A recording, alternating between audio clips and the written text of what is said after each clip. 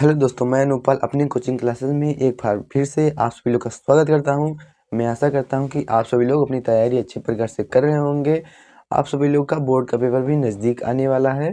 तो आज का हमारा टॉपिक होने वाला है विद्युत धारा के चुंबकीय प्रभाव। विद्युत धारा के चुंबकीय प्रभाव क्या होता है, आज हम इस चैप्टर को पूरा कंप्लीट कोर्स पूरा कर देंगे। इसमें जो जो टॉपिक है सभी को अच्छे से पढ़ाएंगे, आप सभी लोगों को कोई टॉपिक डाउट नहीं बचेगा। देखिए, जो विद्युत धारा के चुंबकीय प्रभाव है, यह देखिए इसका मेन कारण यह विद्युत धारा के द्वारा जो चुंबकीय प्रभाव किस प्रकार से उत्पन्न होता है, इसके बारे में अध्ययन करना होगा। इसका पहला हेडिंग होगा चुंबक। चुंबक क्या होता है? देखिए, चुंबक एक ऐसे पदार्थ को कहते हैं जो लोहे या फिर लोहे से बनी छोटे छोटे टुकड़ों को अपनी ओर आकर्षित करता है, उसे चुंबक कहते हैं। और लोहे के छोटे छोटे टुकड़ों को अपनी ओर आकर्षित करने के गुण को ही चुंबकत्व कहते हैं। ये देखिए, चुंबक बहुत ही सिंपल सा है। और देखिए, चुंबक में दो ध्रुव होते हैं, एक होता है नॉर्थ, एक होता है साउथ। ये चुंबक हो गया।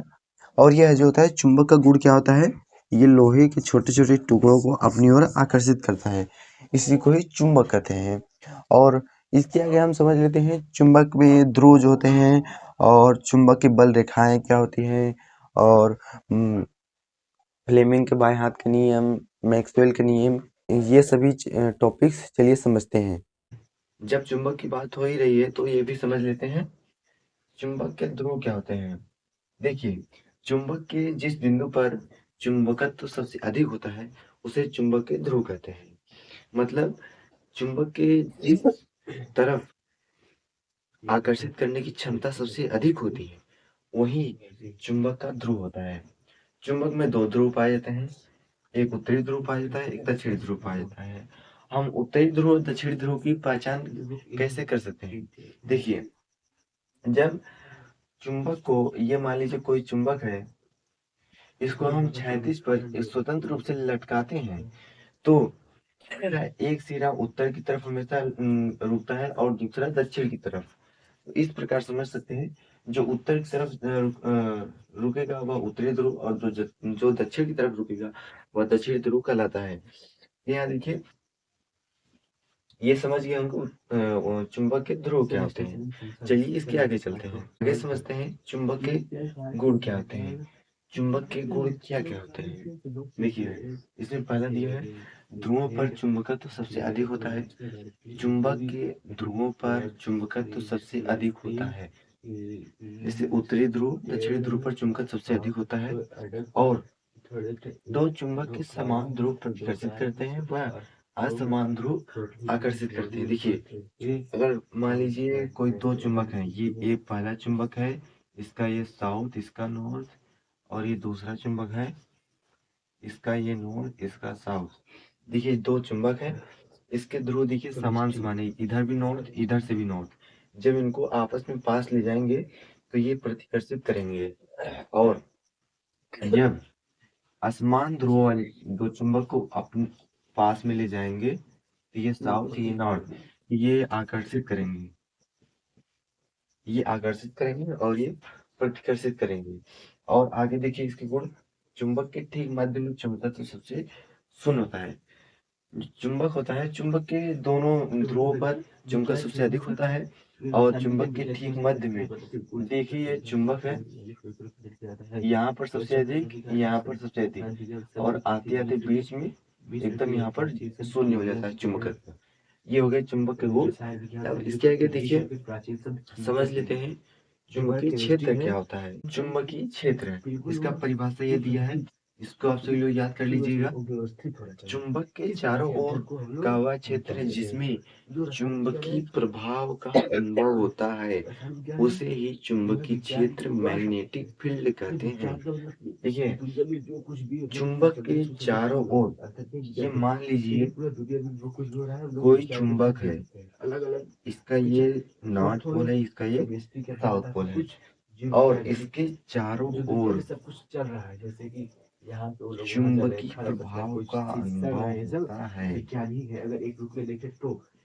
इसे चुंबकीय क्षेत्र मैग्नेटिक फील्ड कहते हैं। इस चुंबक का इतना सारा मैग्नेटिक फील्ड है, इस एरिया में अगर कोई वस्तु रखेंगे लोहे की या फिर चुंबक रखेंगे तो उस पे चुंबकीय प्रभाव अनुभव होगा, उसे ही चुंबकीय क्षेत्र कहते हैं।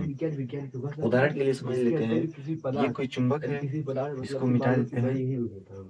ये कोई चुंबक है और इस चुंबक के पास हम लोग एक कंपास रख देते हैं। कंपास क्या होता है, ये कंपास हो गया,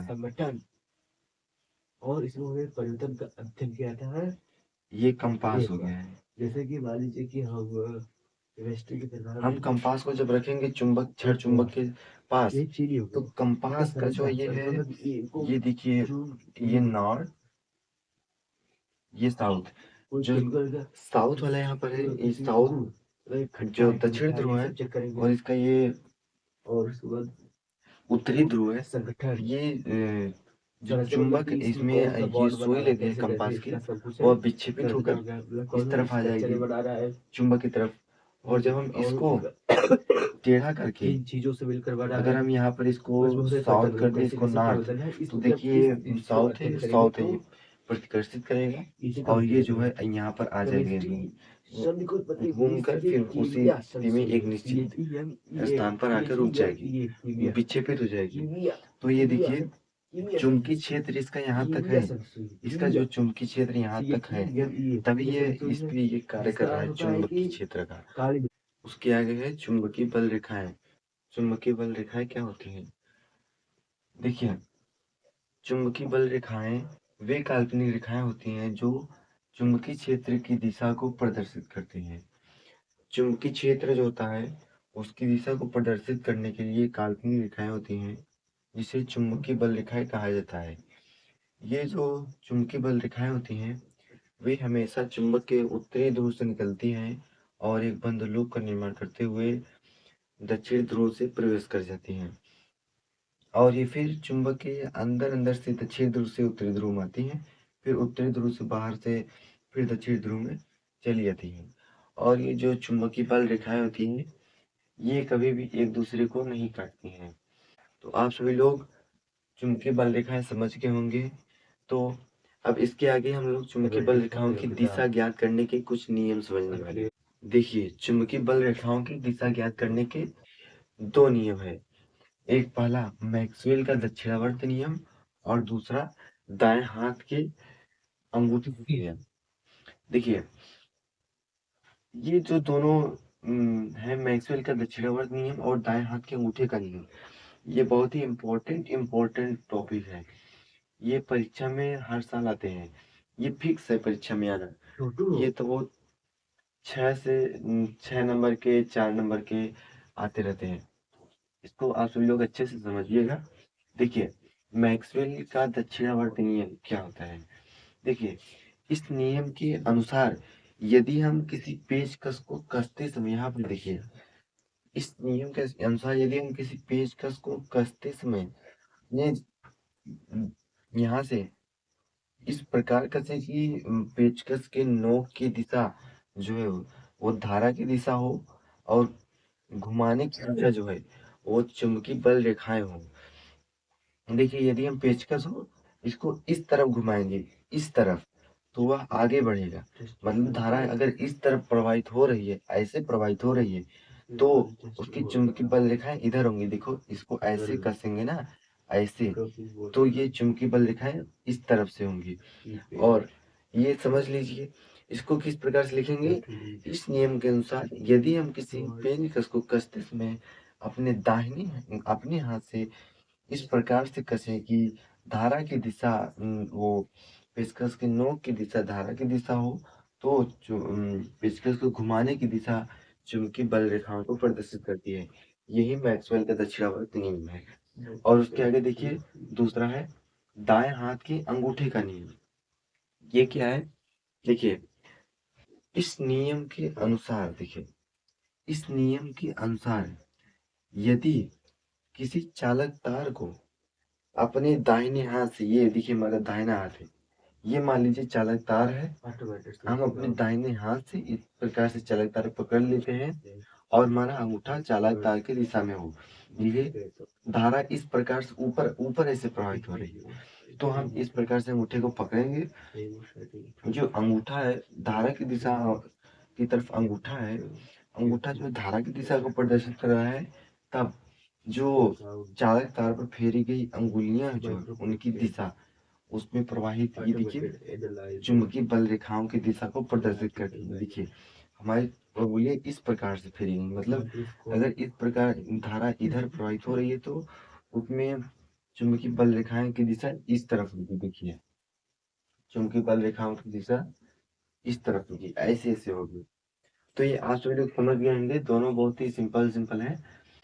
उसके आगे पढ़ना है धारावाही परिनालिका के कारण उत्पन्न चुंबकीय क्षेत्र। परिनालिका के बारे में पढ़ना है, परिनालिका किस प्रकार से बनाई जाती है और उसके अंदर जो चुंबकीय क्षेत्र किस प्रकार से उत्पन्न होता है।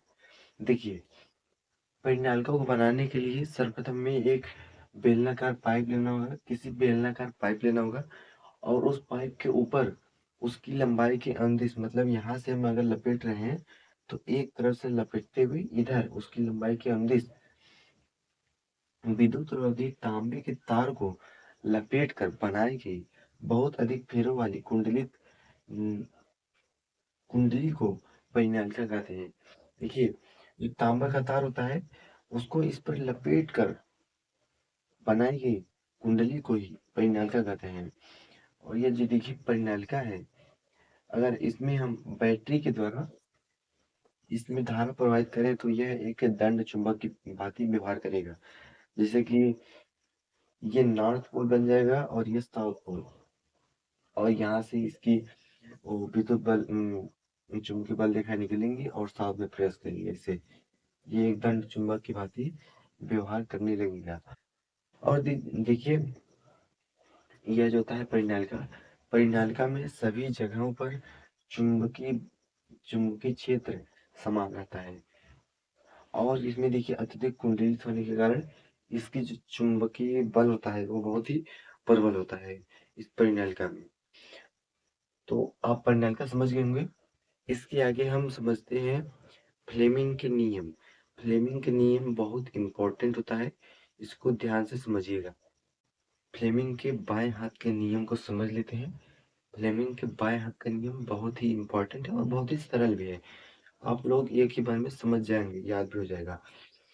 एक ही बार में समझ जाएंगे और याद भी हो जाएगा। देखिए फ्लेमिंग के बाएं हाथ का नियम क्या कहता है कि यदि हम अपने बाएं हाथ को, देखिए हमारा बाएं हाथ है, बाएं हाथ को इस प्रकार से फैलाएं कि इसके जो अंगूठा है और उसके पास वाली दोनों अंगुलियां एक दूसरे के लंबवत हो। देखिए यहाँ पर ये है, इसके बाद ये 90 अंश का कोण, ये इसके बाद 90 अंश एक दूसरे के लंबवत हो। तो यहाँ पर देखिए हमने ऐसे कर दिया है।